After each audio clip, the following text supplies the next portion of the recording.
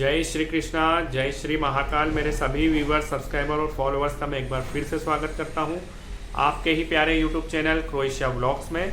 तो फ्रेंड्स, आज का जो वीडियो है, जो थंबनेल होता है उसी के अकॉर्डिंग वीडियो के अंदर पूरी जानकारी इन्फॉर्मेशन दी जाती है।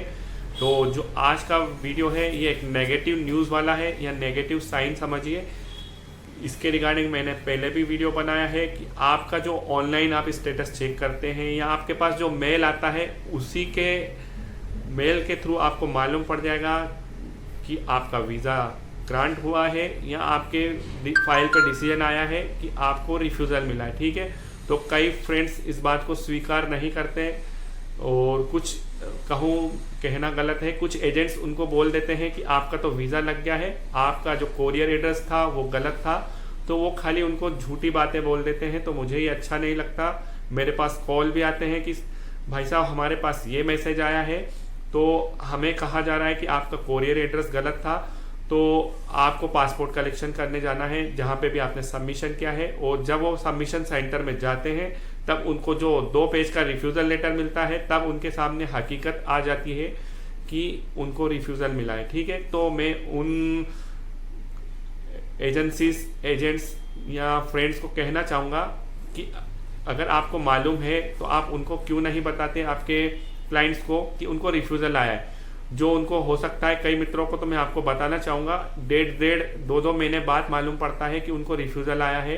उनको इतना घुमाया जाता है कि आपका तो अंडर प्रोसेस चल रहा है, क्योंकि कुछ लोगों को तो जानकारी नहीं है। सीधी बात मैं बता रहा हूँ। तो जो मैं आपको एक और बात इसी वीडियो में कंटिन्यू करूँगा जो इसी से रिलेटेड है कि मैंने लास्ट वीडियो में आपको बताया था कि अगर आपको, जैसे मान लीजिए ये ईमेल आता है, your visa application reference number has been dispatch through courier से आया है, तो इसका मतलब यही है कि आपको वीज़ा ग्रांट हो चुका है। और यही कीवर्ड्स होते हैं शुरू के, your visa application reference number has been dispatch Delhi operation centre से, जिस भी वीएफएस सेंटर में आपने सबमिशन किया है वहाँ फॉरवर्ड हो गई है, तो इसका मतलब है रिफ्यूज़ल। ठीक है, ये मैं ईमेल का बता रहा हूँ। तो इससे आपको ये जानकारी लग जाएगी कि आपको वीज़ा ग्रांट हुआ है कि रिफ्यूज़ल मिला है। ठीक है, मैं आपको बताना चाहूँगा मित्रों कि सन 2023 जनवरी में क्रोएशिया शेंजन जोन में ज्वाइन हुआ था। इसके पहले क्या हो रहा था मित्रों, पोलैंड और माल्टा चल रहे थे बूम पर, यानी उनके वीज़ा रेशो अच्छे थे और वीज़ा लोग वहाँ पर फाइल्स लगा रहे थे शेंजन जोन में एंट्री के लिए। क्योंकि मैं आपको बताना चाहूँगा 50% लोग शेंजन जोन में क्यों जाते हैं, क्योंकि उनका टारगेट होता है, उनको पुर्तगाल जाना होता है या इटली जाना होता है या जर्मनी, जहाँ पर भी उनके रिलेटिव्स पहले रह रहे हैं या उनके फ्रेंड्स पहले रह रहे हैं, तो वो उस कंट्री में वो होना चाहते हैं। वो माल्टा को भी एक पाथवे के रूप में यूज़ कर रहे थे और पोलैंड को भी यूज़ कर रहे थे। अब जैसे ही 2023 में क्रोएशिया शेंजन जोन में आया, तो इसके बाद क्या हुआ, एक ये नया रास्ता खुल गया था उन सभी माइग्रेट्स के लिए जो कि काम तो क्रोएशिया, माल्टा या पोलैंड में नहीं करना चाहते थे। उनको जाना था केवल पुर्तगाल, इटली, जर्मनी, फ्रांस, जो बड़ी बड़ी स्टेबल कंट्रीज हैं जिनकी आर्थिक स्थिति बहुत अच्छी है, वहाँ पे सैलरीज भी अच्छी है, और तो वहाँ मूव करना चाहते थे क्योंकि उनके कुछ ना कुछ रिलेटिव्स ऑलरेडी पहले से ही उन कंट्रीज में थे। तो अब क्या हुआ, जैसे ही सन 2023 में क्रोएशिया ने शेंजन जोन ज्वाइन किया, तो बल्क में फाइलें लगी क्रोएशिया में। और उस कारण आपको मालूम है, लोगों को इतनी फाइलें उनको भी अनएक्सपेक्टेड थी कि क्रोएशिया वाले का, जो क्रोएशिया गवर्नमेंट का जो ये सिस्टम था, उनको भी नहीं मालूम था कि इतनी फाइल्स आएगी हमारे पास फॉरेन कंट्रीज से, जैसे इंडिया से, नेपाल से, पाकिस्तान से, बांग्लादेश से, जहाँ से भी, और अपनी अफ्रीकन कंट्रीज से भी आ रही थी, गल्फ कंट्रीज से भी आ रही थी उनके पास।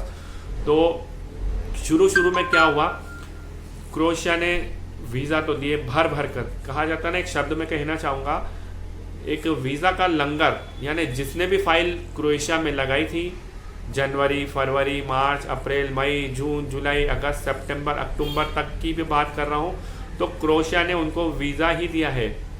ठीक है, भर भर कर वीज़ा दिया, यानी जो आया उसको उन्होंने एक्सेप्ट किया। जिसने फाइल लगाई कोई रिफ्यूज़ल नहीं था।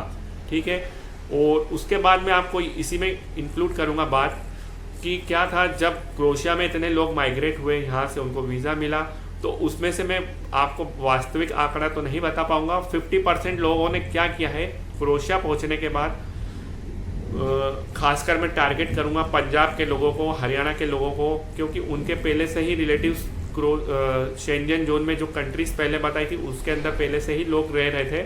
और जो ये कंट्रीज हैं जैसे आपकी जर्मनी हो गई, इटली हो गई, पुर्तगाल हो गया, फ्रांस हो गया, इनका जो वीज़ा रेशो है 100 में से 10% है या 5% ही मान लो। अगर आप इन कंट्रीज़ में अपनी फाइल लगाएंगे तो 5% लोगों को वीज़ा मिलता है, 90% रिफ्यूज़ल मिलता है। अब हुआ क्या, जैसे ही क्रोएशिया शेंजन जोन में आया, एजेंट जो भी कंसल्टेंसियाँ हैं उन्होंने सभी का मन, जो भी एप्लीकेंट थे उनका मन ऐसा डाइवर्ट करा कि आप तो क्रोएशिया के रास्ते जाओ, फिर आपको जहाँ जाना है आप चले जाना, आपको क्रोएशिया वीज़ा दे रहा है, आप फाइल लगाइए क्रोएशिया की, और तो आपको जाना है क्रोएशिया, उतरना है और आपकी टीआरसी बनवाना है और फिर आपको अपनी मनचाही कंट्री में जाना है। बाकी कुछ लोगों ने तो ऐसा भी किया है कि एयरपोर्ट पे उतरे हैं और एयरपोर्ट पे उतरते से ही फ्लेक्सी बस ली है और वहाँ से वो माइग्रेट हो गए। अब मैं आपको बताना चाहूँगा हकीकत क्या हुई है। तो ये जो अभी 6 से 8-10 महीने ये केस चले, जनवरी से लेकर अक्टूबर नवंबर तक चले, क्योंकि अक्टूबर तक मैं आपको बताना चाहूँगा वहाँ पर बहुत ज़्यादा सीज़न भी था। और जैसे ही जो लोग गए थे जनवरी से लेकर अक्टूबर तक, वहाँ पर काम भी था। अब लोग इतने ज़्यादा तादाद में क्रोएशिया पहुँच चुके हैं, तो उनकी एक तो तादाद ज़्यादा हो गई क्रोएशिया पहुंचने वालों की, और वहाँ से माइग्रेट होने वाले भी बहुत लोग गए हैं। ऐसा नहीं कि माइग्रेट नहीं हुए, 50% लोग अभी भी क्रोएशिया के अंदर हैं और 50% लोग क्रोएशिया से जा भी चुके हैं अदर कंट्रीज़ में, ठीक है। तो क्रोएशिया गवर्नमेंट जैसे ही शेंजन जोन में आया, अब उसको 1 साल हो चुका है, आपको मित्रों मालूम है, अभी जनवरी चल रहा है।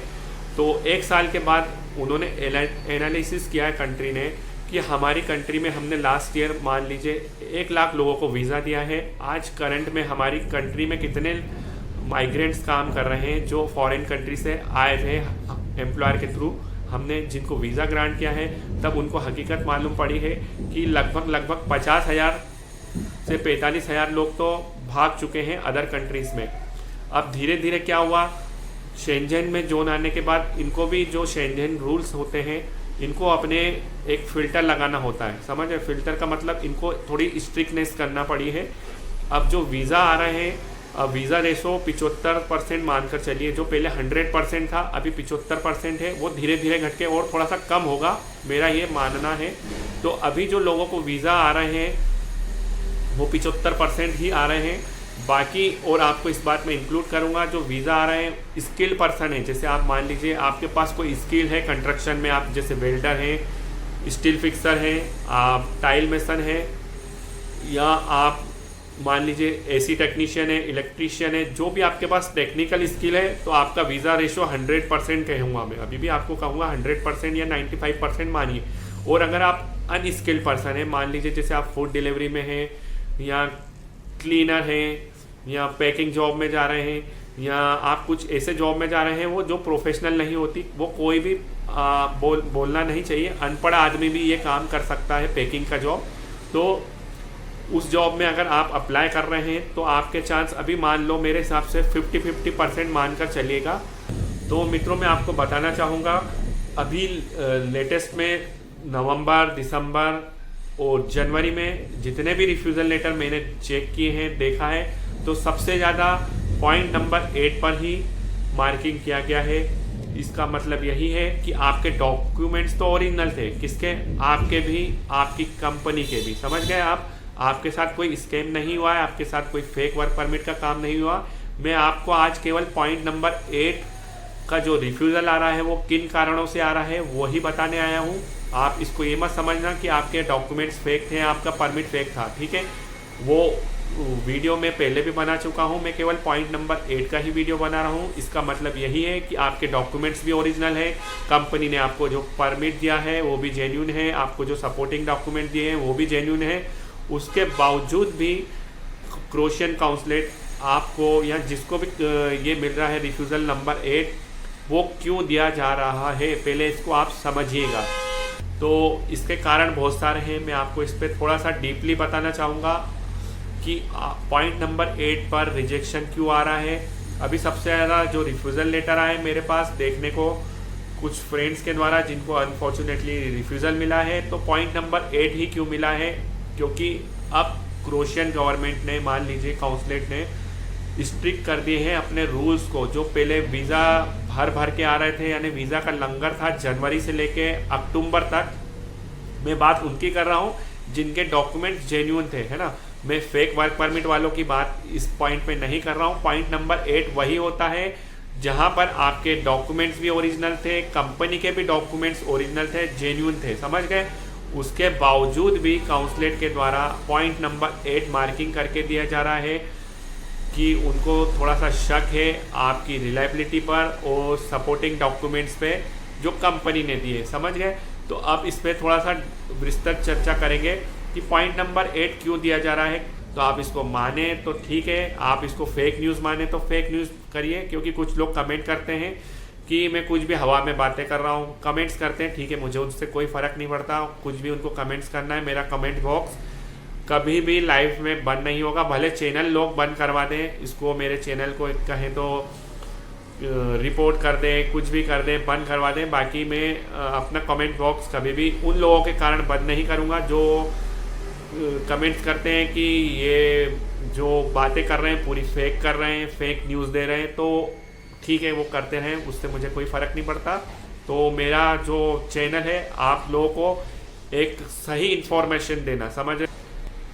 तो एक एग्जांपल के तौर पर मैं आपको बताना चाहूँगा फ्रेंड्स कि मान लीजिए कंपनी है फूड डिलीवरी की, तो उन्होंने परमिट इशू करवाए थे जुलाई में भी, अगस्त में भी, सितंबर में भी, अक्टूबर में भी, नवंबर में भी और दिसंबर में भी, ठीक है। तो हर महीने उस कंपनी ने मान लीजिए 10 परमिट की रिक्वेस्ट भेजी थी और 10 परमिट उनको इशू भी हो गए। तो हुआ क्या, जो जुलाई में परमिट इशू हुए थे वो फ्रेंड्स पहुंच गए नवंबर में, और कुछ बैच पहुंचा नवंबर मिड में, कुछ बैच पहुंचा दिसंबर में, कुछ दिसंबर एंड में। तो हुआ क्या फ्रेंड्स, जब इस कंपनी के कुछ लोग पहुंचे अक्टूबर में, तो अक्टूबर में पहुंचे थे। मैं आपको एक एग्जांपल दे रहा हूँ। तो अक्टूबर एंड में क्या था, एक तो सीज़न डाउन हो चुका था और फिर वहाँ थोड़ा सा सर्दी का मौसम भी चालू हो चुका था। और आपको बताना चाहूँगा, जैसे ही 10 लोगों का बैच क्रोएशिया सक्सेसफुली रीच हो गया, उनको वीज़ा ग्रांट हुए, तो 5 लोग तो एयरपोर्ट पे उतरते से ही भाग गए। एक एग्जांपल दे रहा हूँ, यानी एक एक्चुअल आंकड़ा नहीं है, एक एग्जांपल के तौर पे बता रहा हूँ। तो 5 लोग तो फ्लेक्सी बस पकड़कर अपने रिलेटिव्स के पास पहुँच गए, फ्रेंड्स के पास पहुँच गए, जो या तो पुर्तगाल में थे, या इटली में थे, या फ्रांस में थे, या जर्मनी, अदर शेंजन जोन की कंट्रीज में बैठे थे। और 5 पहुँचे क्रोएशिया में, अभी काम कर रहे हैं मान लीजिए। फिर जो सेकंड बैच पहुँचा, तो उसमें से भी क्या हुआ, 3-4 लोग भाग गए अदर कंट्रीज़ में, तो बचे क्या 7 लोग अब काम कर रहे हैं। फिर तीसरा बैच पहुँचा, उसमें से भी यही 3-4 लोग भाग गए अदर कंट्रीज़ में, तो काम बाकी लोग 6 से 7 लोग अभी काम कर रहे हैं। अब 3 से 4 बैच वहाँ पहुँच चुके थे सक्सेसफुली। अब क्या हुआ, अब 3-4 महीने के अंदर जो लोग पहुँच चुके थे, कंपनी को क्या होता है, टैक्स भरना होता है। अब 40 लोग पहुँचे थे, अब कंपनी का एनालिसिस होता है, कंपनी की हर 3 महीने में रिपोर्ट जाती है, या कंपनी हर महीने ही टैक्स भरती है, ऐसा नहीं कि हर महीने नहीं भरती, कंपनी हर महीने टैक्स भरती है। तो जो वीज़ा काउंसलेट है और जो अथॉरिटीज़ है वो भी ये चेक करती है कि 40 लोग आए थे इसके 2 महीने के अंदर कंपनी के, तो ये कंपनी तो टैक्स भर रही है मात्र 20 से 22 लोगों का, और 40 लोगों का इनको वीज़ा मिला था इस कंपनी को, और 22 लोगों का टैक्स आ रहा है, तो ये 18 लोगों का टैक्स क्यों नहीं भर रही है। तो जब इसकी जांच की जाती है कि 18 लोग कहाँ गए या 18 लोगों का टैक्स क्यों नहीं भर रही, तो कंपनी की जांच की जाती है, तो पाया जाता है कि 18 लोग तो उस कंपनी में काम ही नहीं कर रहे, और क्रोएशिया के अंदर भी वो लोग काम नहीं कर रहे हैं, क्योंकि आपके पासपोर्ट की डिटेल, आपकी TRC की डिटेल्स पे ही मालूम पड़ जाता है कि वो 18 लोग वाकई में क्रोएशिया में काम कर रहे हैं। हो सकता है चलो उनको वो जॉब अच्छा नहीं लगा होगा तो वो जॉब स्विच कर लिया होगा, बाकी हकीकत क्या होती है, वो 18 लोग जो थे ना तो क्रोएशिया के अंदर काम कर रहे थे, वो अदर कंट्रीज में काम कर रहे थे, ठीक है। अब क्रोएशिया गवर्नमेंट भी थोड़ी सी जागी कि 18 लोग गए तो गए कहाँ। तो हालांकि ये जो शेंजन जोन की कंट्री से ही आपस में डेटा शेयर एक्सचेंज करती है, तो जो 18 लोग भी गए थे वो अदर कंट्रीज में डिडक्ट हुए। मान लीजिए 18 में से 10 लोग तो डिडक्ट हुए होंगे, क्योंकि वहाँ पर भी रूल्स बहुत स्ट्रिक्ट हैं। शेंजन क्रोएशिया तो अभी शेंजन जोन में आया लास्ट 1 ईयर में। तो इन्होंने क्या किया था, क्रोएशिया ने जैसे ये शेंजन जोन में आया था, इन्होंने भर भर कर वीज़ा दिए, 100% वीज़ा दिए। मैं 100% वीज़ा उसकी कह रहा हूँ बात जिनको जेन्युइन डॉक्यूमेंट्स मिले थे, फेक डॉक्यूमेंट्स की बात नहीं कर रहा हूँ फ्रेंड्स। जिनको जेन्युइन डॉक्यूमेंट्स मिले थे, परमिट ओरिजिनल था, सब ओरिजिनल था, तो उनको वीज़ा मिला है। मैं फेक वर्क परमिट वालों की बात यहाँ पर नहीं कर रहा हूँ, है ना। तो क्या हुआ, वहाँ से जब क्वायरीज आई तो वहाँ से जो इनके डेटा एक्सचेंज हुआ कि हाँ आपके 18 में से 4 लोग इटली में, 4 लोग वहाँ पर हैं, 4 लोग फ्रांस में हैं, 10 लोग आपकी कंट्री से माइग्रेट हो गए, हमारे पुर्तगाल में बैठे हैं। तो क्रोएशिया गवर्नमेंट ने क्या किया है, अब फिल्टर लगा दिया है, रूल्स को स्ट्रिक्ट कर दिया है। जैसे ही अब मान लीजिए मैंने आपको जो एग्जांपल दिया, 4 बैच पहुंच चुके थे, अब 5वीं बैच का नंबर आया, तो हुआ क्या, काउंसलेट ने जब ये डेटा उसके पास डेटा बेस पहुंचा कि पिछले 40 में से केवल 22 लोग क्रोएशिया में काम कर रहे हैं, कंपनी 22 लोगों का टैक्स भर रही, तो 18 लोग माइग्रेट हो गए। और कंपनी ने परमिट तो और भी इशू करवा रखे हैं, यानी इसका 5वां बैच भी है, 6ठा बैच भी, यानी इसके 100 परमिट मान लीजिए इशू हैं। और हम 40 पे डिसीजन दे चुके हैं, 40 लोगों को हमने वीज़ा दिया था। अब 5वीं बैच में जब 10 लोग जाएंगे तो 5वीं बैच का जब डिसीजन आना होगा, यानी काउंसलेट के पास आपके 5वीं बैच की फाइल जाएगी, तो काउंसलेट ये देखेगा, यानी काउंसलेट ने तो इंक्वायरी निकाल ली है, जब उसको इन्फॉर्मेशन मिलेगी कि पहले 40 में से 18 लोग तो भाग चुके हैं, अदर कंट्रीज़ में केवल 22 लोग ही काम कर रहे हैं, चलो 22 में से भी 15 लोग उस कंपनी में काम कर रहे हैं और 7 लोग चलो दूसरी जगह काम कर रहे हैं, क्रोएशिया के अंदर ही बैठे हैं, दूसरी कंपनी में काम तो कर रहे हैं। और कंपनी हाल फिलहाल में 15 लोगों का टैक्स भर रही है और 15 लोग वाकई में काम कर रहे हैं, और 7 लोग चलो दूसरी कंपनी में जॉब स्विच करके काम कर रहे हैं, क्रोएशिया के अंदर बैठे हैं, और 18 लोग जो भगे हैं। तो उस कारण क्या हुआ, काउंसलेट ने 5वीं बैच का जो डिसीजन आना था उसको पूरा एंट्री उनकी डिनाई कर दी, उनको नंबर 8 पर मार्किंग करके दे दिया कि आपका वीज़ा रिफ्यूज़ किया जाता है पॉइंट नंबर 8 के कारण। गलती किसने करी, वो जो 18 लोग भाग चुके थे अदर कंट्रीज़ में, वो गड्ढा खोद के चले गए, समझ लो बाद में आने वाले लोगों के लिए एक खाई बना गए, एक गड्ढा बना गए। तो इस खाई और गड्ढे को कोई भर नहीं सकता फ्रेंड्स। इसके लिए क्या होगा, अब जिनको 8 नंबर का रिफ्यूज़ल आया है, अब कंपनी की ओर से सपोर्टिंग डॉक्यूमेंट देना पड़ेंगे कंपनी को कि हाँ ये जो इस बैच के लोग आएंगे ये मेरे पास ही काम करेंगे, इनकी श्योरिटी मैं लेता हूँ, ये अदर कंट्रीज़ में माइग्रेट भी नहीं करेंगे। एक रीज़न तो ये हो गया पॉइंट नंबर 8 पे आपको जो रिफ्यूज़ल आ रहा है। तो एक कारण, सबसे बड़ा कारण यही है, जो माइग्रेट हुए थे उसके कारण ही आपको रिफ्यूज़ल आया है पॉइंट नंबर 8 पे। सबसे बड़ा कारण यही है, इसका माइग्रेशन, इनलीगल माइग्रेशन हुआ है अदर कंट्रीज़ में जो क्रोएशिया से भागे हैं, इस कारण जो 5वीं बैच थी उनको रिफ्यूज़ल आया है। तो सबसे बड़ा कारण मैं इसी को मानता हूँ और ये सच है। और जो दूसरे कारण भी आ रहे हैं कंपनी की ओर से, जो कंपनी क्या होती है प्रॉपर टैक्स नहीं भर रही है, और कंपनी ने कुछ लोगों को अकोमोडेशन तो दे रखा है, तो कुछ लोगों को अकोमोडेशन लेटर भी नहीं दिया था, समझ रहे। सपोर्टिंग डॉक्यूमेंट्स ये भी होता है, कंपनी आपको अकोमोडेशन कहाँ दे रही है। जब आपकी क्वायरीज जाती है क्रोएशिया के अंदर काउंसलेट के द्वारा, तो एम्प्लॉयर को ये बताना होता है कि आपको वो अकोमोडेशन की, उसने जो अकोमोडेशन देगा वो कहाँ पर देगा और उसकी उसने अरेंजमेंट कर रखा है कि नहीं क्रोएशिया के अंदर, ठीक है। तो कुछ लोगों को यहाँ पर बुरा लगेगा कि मैं क्या वीडियो बना रहा हूँ, तो ये आपको बताना चाहूँगा कि एक आप इसी वीडियो में एक बात ऐड करूँगा। जैसे गल्फ़ कंट्रीज़ जाते हैं, वहाँ पर आपको मालूम है एक ही अकोमोडेशन में 10-10 लोगों को भेड़ बकरियों की तरह भरा जाता है। बाकी यूरोप कंट्रीज़ में ऐसा रूल नहीं है, एक अकोमोडेशन या एक फ्लैट में आपको 2 से 3 लोगों को रखना है एक रूम के अंदर, ऐसा नहीं कि एक रूम के अंदर 10-10 लोगों को भर दिया है। तो यूरोप कंट्रीज़ के रूल बहुत अच्छे हैं। तो काउंसलेट ये भी चेक करता है कि आप जो एम्प्लॉयज़ को हायर कर रहे हो तो उनको कहाँ पर रखेंगे, आप उनको प्रॉपर फैसिलिटीज़ दोगे कि नहीं दोगे। तो आजकल ये फ़िल्टर लग चुका है फ्रेंड्स। तो मैं आपको बताना चाहूँगा, जो भी अनस्किल्ड में जाओगे तो आप समझिए आपके चांस 50-50% है आपके वीज़ा रेशो के।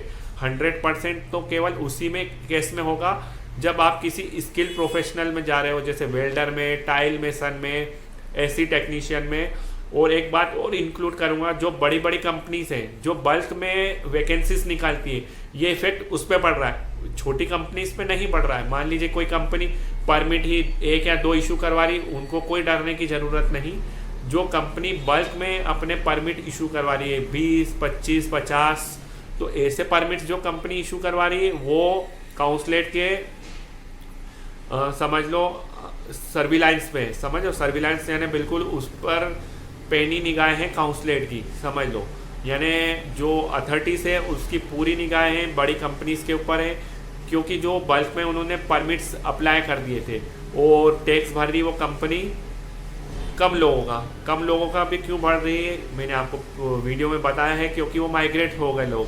तो टैक्स कंपनी उन लोगों का क्यों भरेगी जो क्रोशिया में काम ही नहीं कर रहे हैं, तो उनका टैक्स कंपनी कैसे भर सकती? कंपनी उन्हीं लोगों का टैक्स भरेगी। पहली बात तो कंपनी टैक्स भी आपसे ही काट रही, सीधी बात।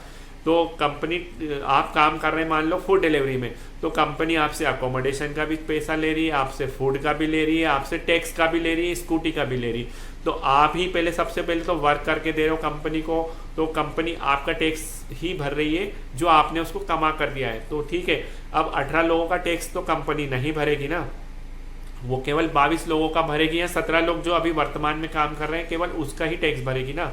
तो अभी जो बड़ी बड़ी कंपनियां हैं, जो बड़ी बड़ी कंपनियां क्या, जो बल्क में यानी कंपनियां अपने परमिट्स इशू करवा रही 40-50, तो वो सर्विलांस के ऊपर है, यानी वो समझ लो उनके ऊपर पैनी नज़र है पुलिस की।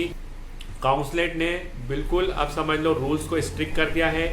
जब आपकी फाइल ओपन होगी तो एंड मोमेंट तक, जब तक काउंसलेट को यह नहीं लगेगा कि हाँ आपकी कंपनी जो आपको हायर कर रही है वाकई में आप वहाँ पर काम करोगे कि नहीं करोगे, आप माइग्रेट तो नहीं हो जाओगे। थोड़ा सा ये जो इलीगल माइग्रेट्स हुए हैं, यानी इलीगल क्या, ये जो लोग भागे हैं अदर कंट्रीज़ में, उन्होंने आगे आने वाले लोगों का समझो उनके लिए मुसीबत खड़ी कर दी। क्या खड़ी कर क्या दी, मुसीबत ही खड़ी करी है उन्होंने, क्योंकि पॉइंट नंबर 8 उनके कारण भी आया है। तो मित्रों, जिन भी मित्रों को अनफॉर्चुनेटली रिफ्यूज़ल मिला है और पॉइंट नंबर 8 पे मार्किंग है, तो उसमें उनका कोई भी दोष नहीं है। ये दोष है उन लोगों का जो आपसे पहले क्रोशिया गए थे उसी कंपनी में और वो वहाँ सर माइग्रेट हो गए। मेरे को आप लोगों को बताना था कि पॉइंट नंबर 8 का जो रिफ्यूज़ल है ये आपके डॉक्यूमेंट्स के कारण नहीं है, कंपनी के डॉक्यूमेंट्स के कारण भी नहीं है।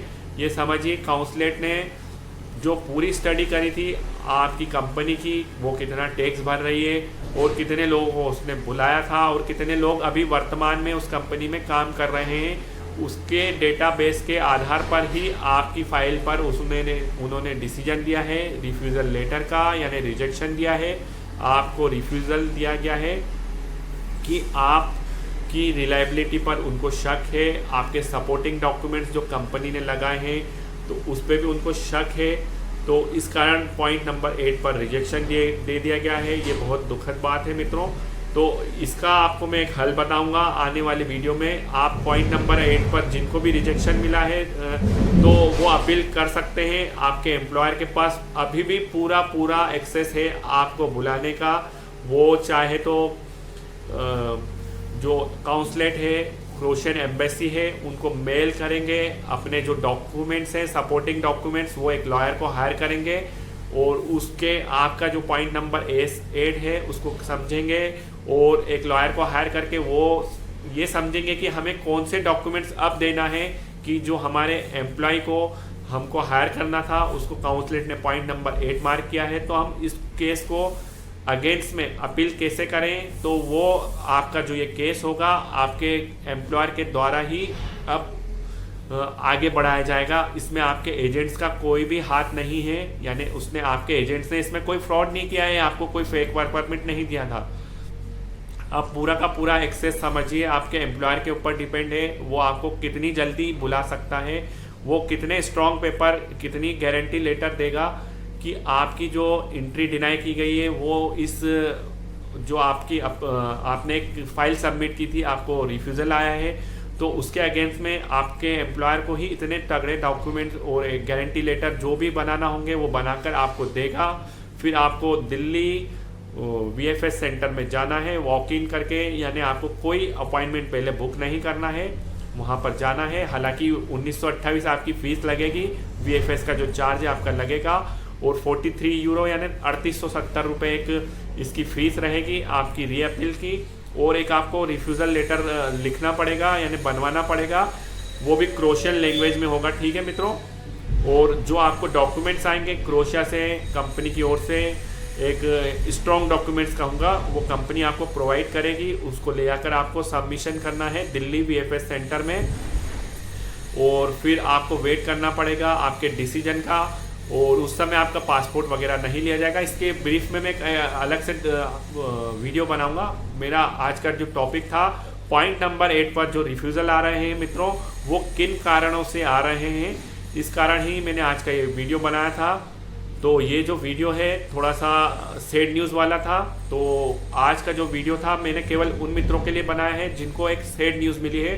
तो इस बात से आप दूसरे लोग डरिएगा मत कि रिफ्यूज़ल आपको भी मिलेगा। अगर आपके देखिए आप स्किल्ड पर्सन हैं तो आप बिल्कुल मत घबराइएगा। आप अगर अनस्किल्ड हैं तो उनके लिए अभी मानकर चलिए 50-50% चांस है उनके वीज़ा लगने के। और कंपनी के ऊपर भी ये डिपेंड करता है कि कंपनी आपकी कितनी स्ट्रॉन्ग है, और कंपनी में जो पिछले लोग गए थे आपसे पहले वो अभी वर्तमान में वहाँ पर काम कर रहे हैं, तो वो सब आपके जो फाइल का डिसीजन है उन लोगों के ऊपर भी डिपेंड है जो आपसे पहले गए थे, समझ गए। कंपनी के ऊपर तो डिपेंड ही है, और जो आपसे पहले आपकी कंपनी में पहुंच चुके थे और अभी वो कितने लोग हैं, इसका भी इफेक्ट आपकी फाइल पे पड़ेगा मित्रों। आज का जो मेरा वीडियो था मित्रों पॉइंट नंबर 8 पे था कि रिफ्यूज़ल लेटर पे पॉइंट नंबर 8 पर मार्किंग क्यों कर रहा है काउंसलेट, क्या कारण थे इसके और क्या कारण होना चाहिए थे, ये मैंने आज के इस वीडियो में बताया है। तो आप समझिए जिसको भी पॉइंट नंबर 8 पर मार्किंग मिला है तो उसके जो डॉक्यूमेंट थे पूरे जेन्यून थे, न उसके साथ फेक वर्क परमिट का कोई स्कैम हुआ है। आप मित्रों से यही कहूँगा, अगर आप अनस्किल्ड हैं तो थोड़ा सा आप स्किल सीख कर जाइए, स्किल जॉब में जाइए, तो आपके वीज़ा रेशो के चांस थोड़े से हाई हो जाएंगे, ठीक है। तो करते हैं आज के वीडियो को यहीं पर समाप्त। जय श्री महाकाल, जय श्री कृष्णा, धन्यवाद।